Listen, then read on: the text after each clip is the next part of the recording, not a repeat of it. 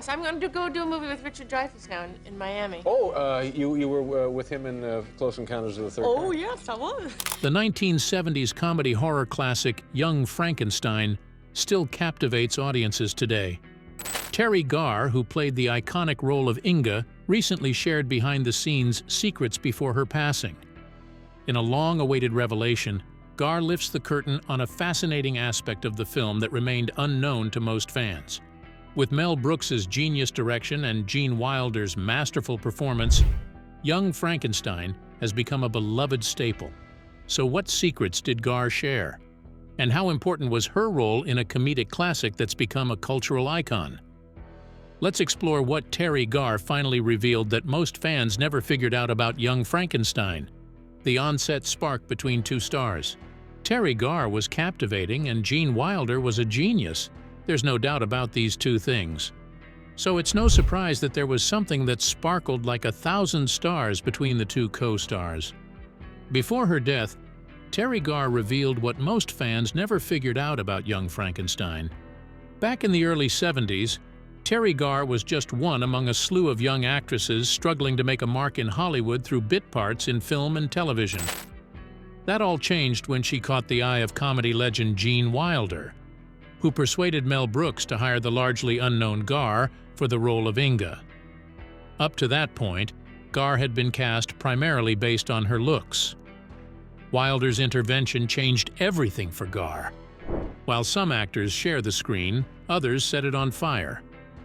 When Teri Garr and Gene Wilder stepped into the frame together in Young Frankenstein, something electric happened, something that couldn't be rehearsed or manufactured. It was pure, unfiltered chemistry, a mix of wit, warmth, and just the right amount of chaos. From their very first scenes, audiences could feel it.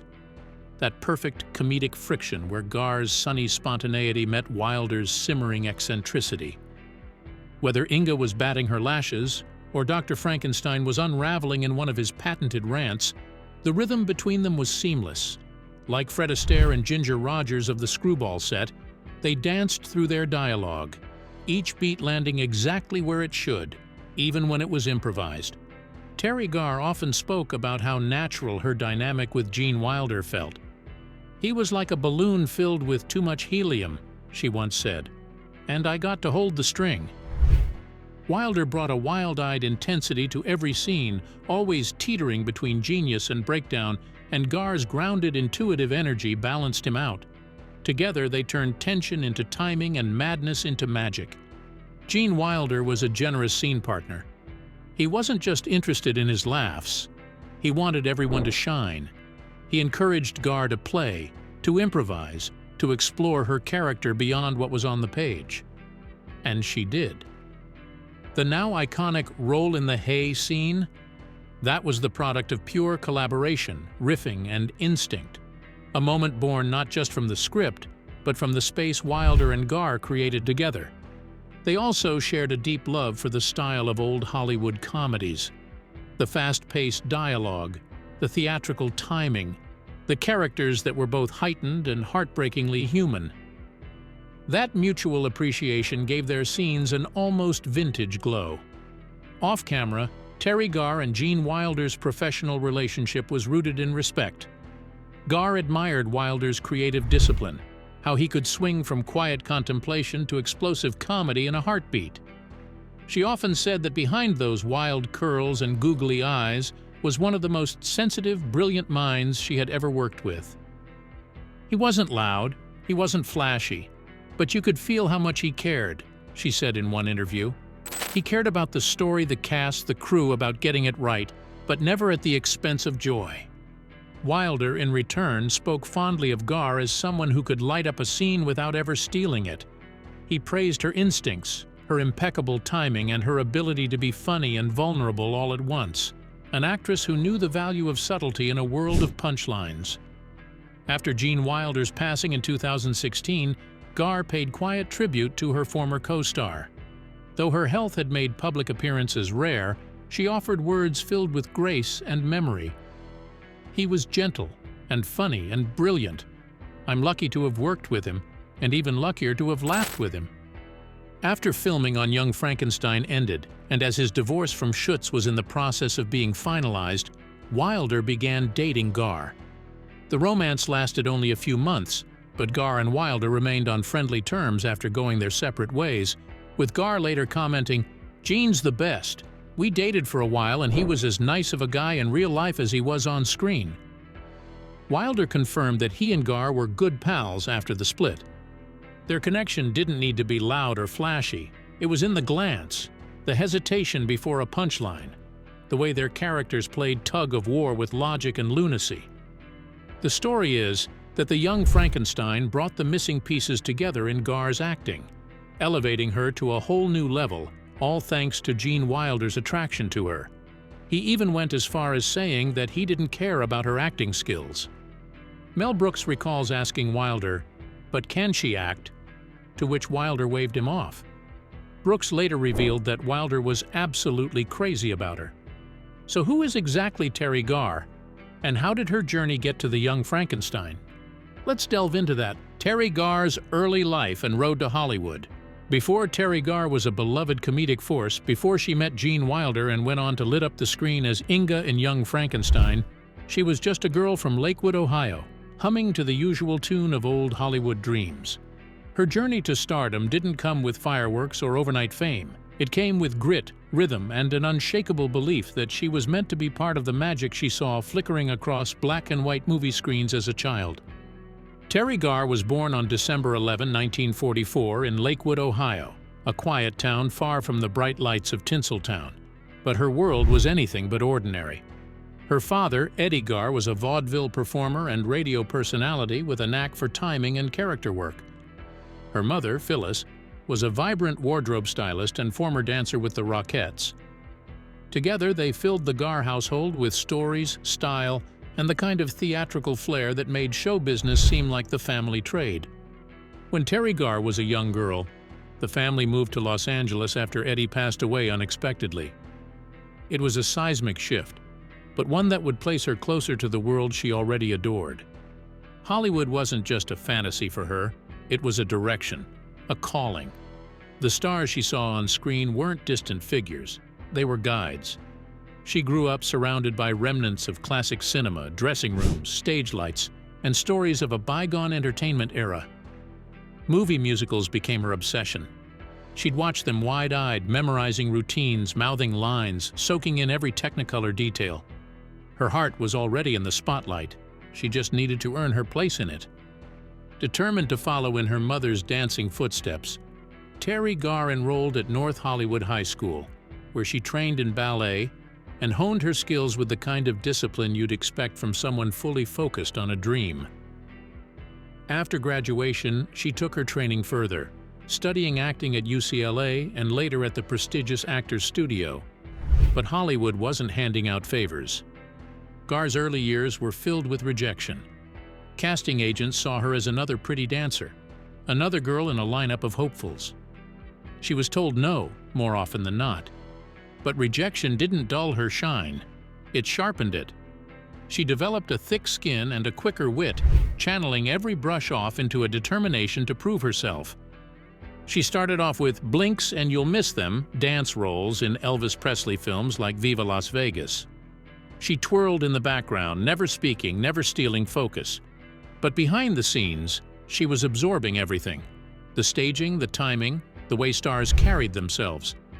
Those background roles soon led to small TV appearances, guest spots on shows like Star Trek where she played a secretary from the future and Batman. Each part was another brick in the path she was paving. Then, slowly but surely, her comic timing started to catch attention. A turning point came when she crossed paths with Mel Brooks.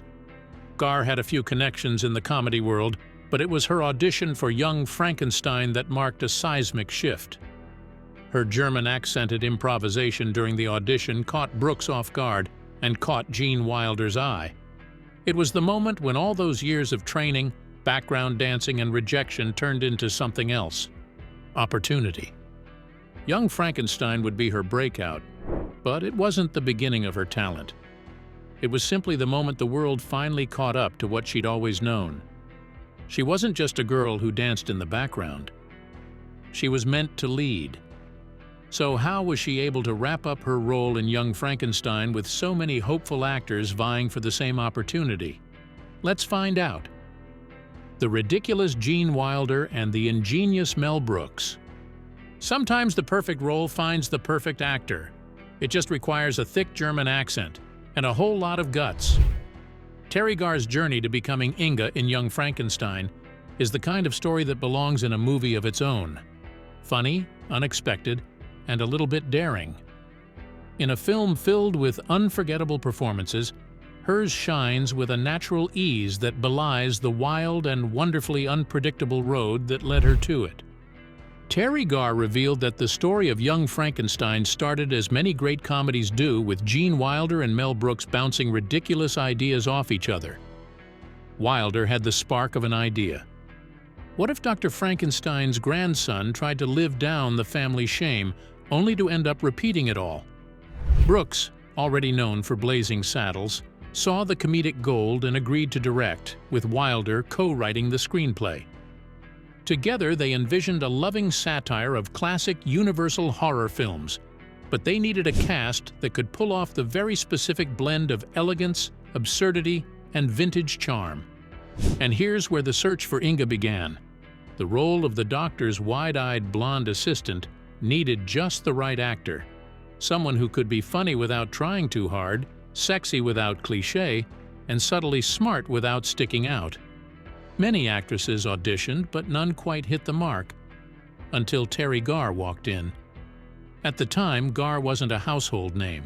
She'd done background work, danced in Elvis films, and had a few solid guest spots on TV. But she was still waiting for the role, the one that would let her unleash her full comedic potential. When she got her hands on the Young Frankenstein script, she had an idea that was either genius or totally unhinged. She would audition with a hilariously exaggerated German accent, even though it wasn't in the script. She walked into the room, turned up the Teutonic charm, and delivered her lines with such sweet ridiculousness that even Mel Brooks had to pause. At first, he wasn't sure, wondering how to gauge the accent. But Gene Wilder got it immediately. He saw the spark, the sly wit under the pigtails and vowels stretched into oblivion. He championed Garr for the role. Inga, as he saw her, wasn't just a comic accessory, she was the heart of the movie's humor. And Teri Garr was Inga. Brooks, ever the perfectionist, gave in to Wilder's instincts, and thank goodness he did. Once cast, Garr threw herself into the part with gleeful abandon. She didn't see Inga as a stereotypical dumb blonde. She saw her as an optimist, a dreamer, and someone who enjoyed every single ridiculous moment she was living in. She wasn't stupid, Garr once explained. She was just happy. And that's powerful in comedy. Her physicality in the role became a signature. Whether bouncing in the hay cart, bounding down cobblestone steps in heels, or wide-eyed with delight at yet another mad scientist development, Garr's instincts never missed a beat. She knew when to lean into the joke and when to hold back. And most importantly, she knew how to let her co-stars shine, especially Gene Wilder. Their chemistry was unforced, a perfect counterbalance to Wilder's manic genius. Garr brought levity and softness to scenes that might have otherwise felt frantic. She often credited their dynamic to a shared sense of humor rooted in old Hollywood classics, the kind of stylized, rapid-fire repartee that didn't rely on punchlines alone, but on rhythm and nuance. Looking back in interviews, Garr described the making of Young Frankenstein as lightning in a bottle. She knew even then that something rare was happening on set. We were all laughing, all the time, but we were also working, and we knew we were doing something different. She talked about how unusual it was to feel such freedom as a young actress, to improvise, to explore, to be funny on her own terms. Brooks gave his actors room to experiment, and Garr took full advantage, creating a character that has lived on for decades. Inga wasn't just a supporting role. She was a comedic blueprint, brought to life by an actress who refused to play it safe.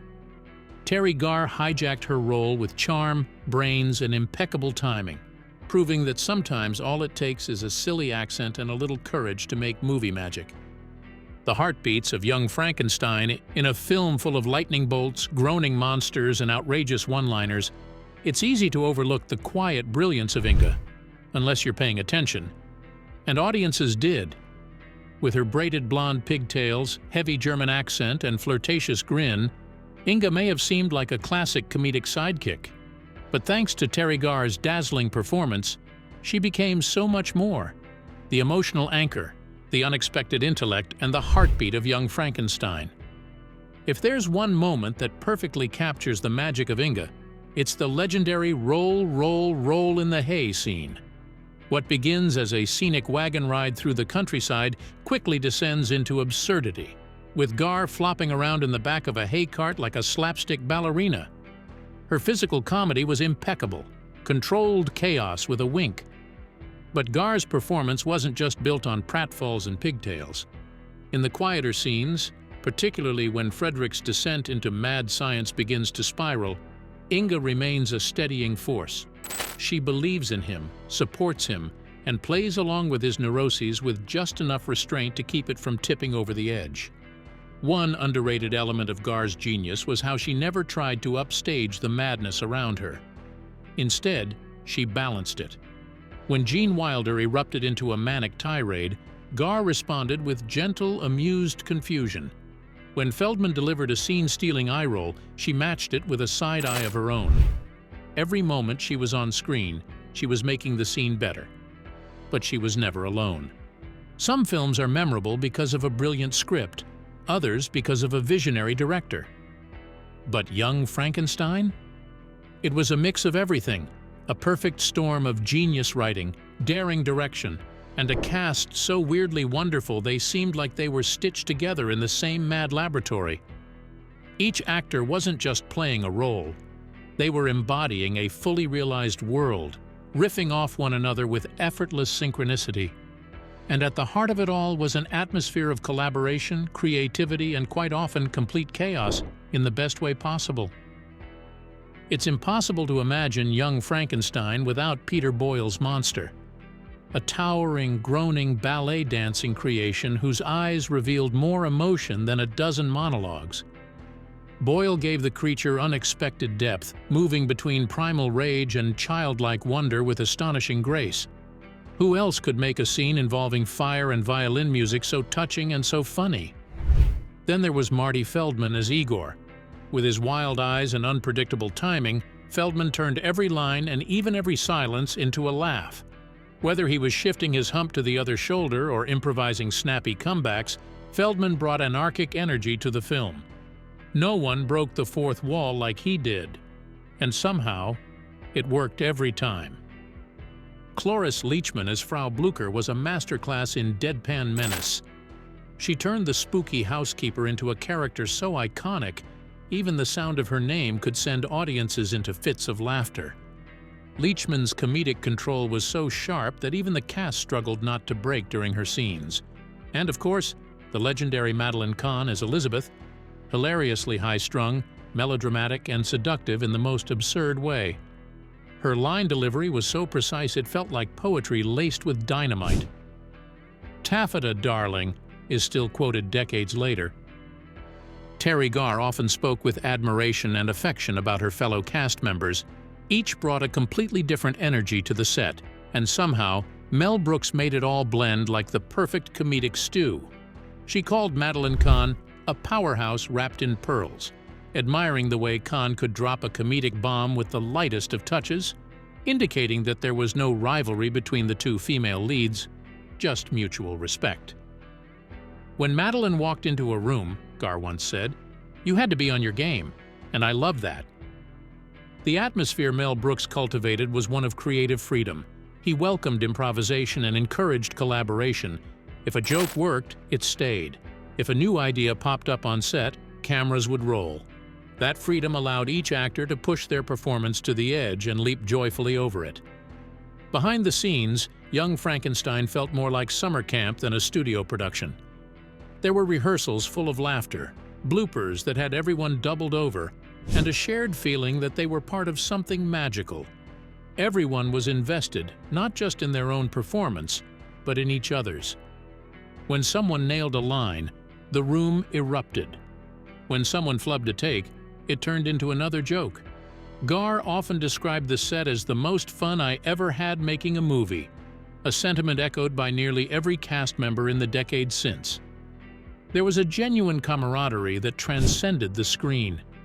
That's why Young Frankenstein works so well, not just because of what's in the script, but because of the chemistry that oozed between the lines. It wasn't just a film. It was a family of eccentrics making comedy history, one glorious mispronunciation and thunderclap at a time. Lightning in a Laboratory. When Young Frankenstein hit theaters in December 1974, it wasn't just a movie, it was a phenomenon. Audiences didn't walk out of theaters simply entertained, they walked out enchanted.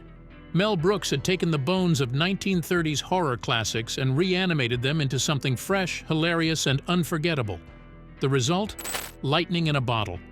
Or perhaps more fittingly, lightning in a laboratory. From the moment it premiered, Young Frankenstein was a smash. It earned over $86 million at the box office, a staggering sum for a black and white film in the age of Technicolor spectacles. Critics, often a tough crowd when it comes to parodies, were almost universally delighted. Roger Ebert praised the film as a splendidly ridiculous exercise in style, highlighting Brooks's genius for marrying past and present. The New York Times called it a loving salute to a bygone era of filmmaking, noting the razor-sharp performances and visual authenticity. For Teri Garr, the response was surreal. She'd poured her heart into Inga, accent, physical comedy, and all, but had no idea just how beloved her performance would become. In interviews years later, she recalled how stunned she was by the fan mail and the instant cult status. "I didn't know hay wagons and German accents could make you famous overnight," she once quipped. But they did. While the Academy didn't often reward comedies, especially ones that leaned into slapstick, Young Frankenstein still broke through. It was nominated for 2 Oscars, Best Adapted Screenplay and Best Sound. The BAFTAs and Golden Globes followed suit with multiple nominations, recognizing the film's brilliance in writing and performance. Teri Garr's career, unsurprisingly, took off like a rocket. Casting directors now saw her not just as a pretty face or a quirky guest star, but as a comedic force. Her phone started ringing with offers for more significant and diverse roles. Young Frankenstein didn't just open doors for Garr, it flung them wide open. What started as a parody quickly became a classic in its own right. Young Frankenstein didn't fade with time, it multiplied. It became an annual tradition for many families and film buffs, especially around Halloween, where its spooky charm and playful scares felt right at home. The film's quotes, "Put the candle back," and "What knockers?" entered the pop culture lexicon. Merchandise flooded the shelves. T-shirts, mugs, posters, even action figures. In 2007, Mel Brooks reanimated the film yet again, transforming it into a Broadway musical. A campy, toe-tapping tribute that introduced the story to a whole new generation. Fan conventions regularly celebrate the film with panels, screenings, and tributes. And through it all, Teri Garr remains a fan favorite. Cosplayers dress as Inga. Fans quote her lines. She's not just remembered, she's adored. The film had unexpectedly opened plenty of doors. Teri Garr's career after Young Frankenstein. The years that followed Young Frankenstein became a showcase for her versatility, wit, and depth. While some actors fade into the glow of a single iconic role, Garr stepped forward, dancing gracefully between drama, satire, and domestic comedy, always with a twinkle in her eye and a line ready to steal the scene. If Young Frankenstein cracked open the door, Close Encounters of the Third Kind blew it off the hinges. In Steven Spielberg's 1977 sci-fi masterpiece, Garr took a sharp turn from comedy and grounded the film's early scenes as Ronnie Neary, the bewildered wife of Richard Dreyfuss's character. Though the role was smaller, her performance added a critical emotional layer to the film's domestic stakes, showing she could carry weightier material with ease. Then came Tootsie in 1982, and with it, a performance that earned her an Academy Award nomination for Best Supporting Actress. As Sandra Lester, Garr was all vulnerability and verve, a struggling actress with a big heart, an explosive temper, and razor-sharp comedic instincts. In a film filled with powerhouse performances, she carved out a space that was both hilarious and heartbreakingly human. The hits kept coming. In Mr. Mom in 1983, Garr played Caroline, a working mother navigating corporate life while Michael Keaton tackled stay-at-home dad duties. The film was a reversal of roles, but Garr's character never became a caricature. She was smart, composed, and relatable. Let It Ride followed in 1989, a quirky comedy where Garr's understated cool helped balance the absurdity of Richard Dreyfuss's gambling escapades. Whether she was holding her own in a male-dominated ensemble or anchoring emotional tension in the middle of chaos, Garr's comic timing and dramatic precision made her one of the most adaptable actresses of her era. She was the kind of performer who made it look effortless, even when the scripts asked for gymnastics, emotional or otherwise. If film was Garr's playground, television became her home turf. She was a frequent guest on Late Night with David Letterman, where she and Letterman developed a flirtatious, off-kilter rapport that became a highlight of the show's early years. Audiences adored their banter, and Garr's spontaneous wit made her a perfect foil for Letterman's dry delivery. No cue cards, no safety net, just pure, unpredictable chemistry. She also stepped behind the host's desk herself, taking the reins on Saturday Night Live and proving that her comedic prowess could command a live audience. In an era when female hosts were still a rarity, Garr held her own with poise and punchlines, leading sketches with the same mischievous charm that made Inga unforgettable. TV also brought her accolades. Garr earned an Emmy nomination for her recurring role on Friends, where she played Phoebe's eccentric, estranged mother, a character as delightfully weird as Garr could make her. It was a testament to her longevity and relevance, endearing her to a new generation of fans who had never seen her in black and white. In 2002, Garr publicly revealed that she had been diagnosed with multiple sclerosis. It was a moment that could have signaled retreat. Instead, Garr leaned into visibility with her signature candor and courage. She didn't hide, she advocated. She became a spokesperson for MS awareness, using her platform to speak honestly about her condition, its frustrations, its unpredictability, and her determination not to let it define her. Her willingness to be vulnerable once again became a source of strength. She appeared on Larry King Live, The View, and in public service announcements, offering not just awareness but hope to those facing similar battles. Despite her health challenges, Garr never disappeared. She continued to appear in interviews, retrospectives, and conventions, often bringing laughter even as her body grew less cooperative. Her resilience inspired both fans and fellow performers alike, and for many women in comedy, Garr's performance was a lighthouse. She showed that female characters in broad comedy could be sexy and smart, silly and sweet all at once. You can trace her influence through decades of actresses who followed, from the quirky intelligence of Julia Louis-Dreyfus to the wry charm of Tina Fey. In later interviews, Garr's co-stars reflected on the bond they shared. Marty Feldman described her as the calm in our storm of insanity, while Cloris Leachman joked that Garr got away with being sweet and funny while the rest of us just looked insane.